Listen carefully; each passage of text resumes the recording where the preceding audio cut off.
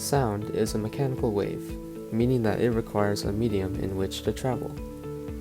Sound is created when an object vibrates and sends waves of energy into the surrounding environment. Because air particles are displaced parallel to the direction that the sound wave travels, sound can be considered to be a longitudinal wave.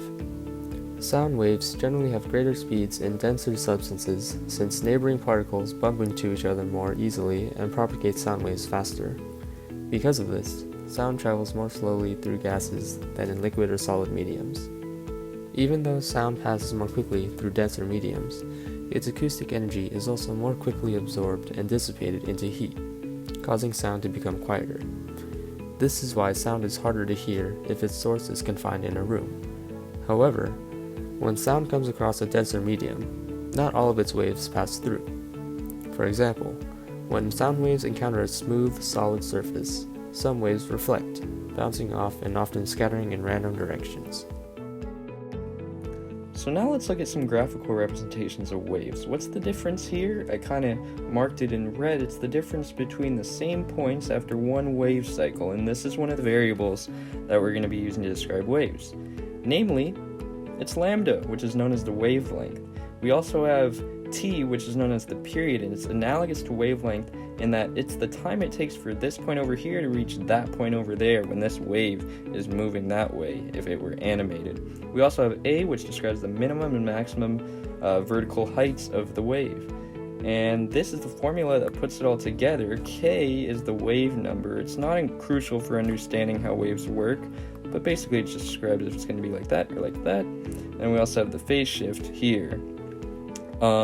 We also have omega. Omega is important because it's related to the frequency by this relationship. And what is F? F is the frequency, as I already revealed to you. It's the number of cycles of wave per second, and it's in the units 1 over seconds, which is hertz. We also have V equals lambda F, and V for sound, that is, depends on the medium. We can see the discrepancies between the speed of sound in air versus body tissue, which will be important later. So why is it all important? It's because this equation up here describes the different oscillators that make up the wave, and it's made of these different regions which hit the ear, and that's why we hear. And we can see the human ear is within this range, and above it we have ultrasonic frequencies, which we'll be talking about later. So why is it important to understand the physics behind sound waves? Let's look briefly at one application, ultrasound technology. Ultrasound technology relies on the propagation of mechanical pressure waves by a transducer or ultrasound probe. These pressure waves are formed by the expansion and contraction of piezoelectric elements within a specific transducer, caused by the application of an electric current. These waves are then sent through a medium to bounce off structures and then return to the transducer. These return waves, known as echo waves, are then processed by an ultrasound engine to produce a black and white image.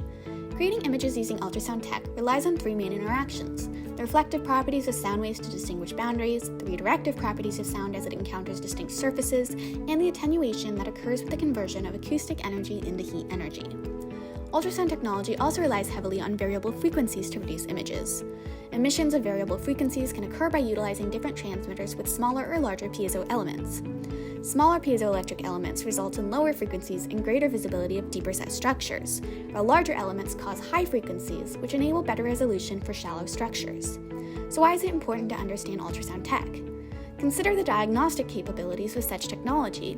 Understanding the physics behind tech allows for an appropriate transducer selection, a choice which, for example, can enable anesthesiologists to appropriately apply anesthesia, allow physicians to image and diagnose diseases, or even empower OBGYNs to properly assess the health of a fetus in utero.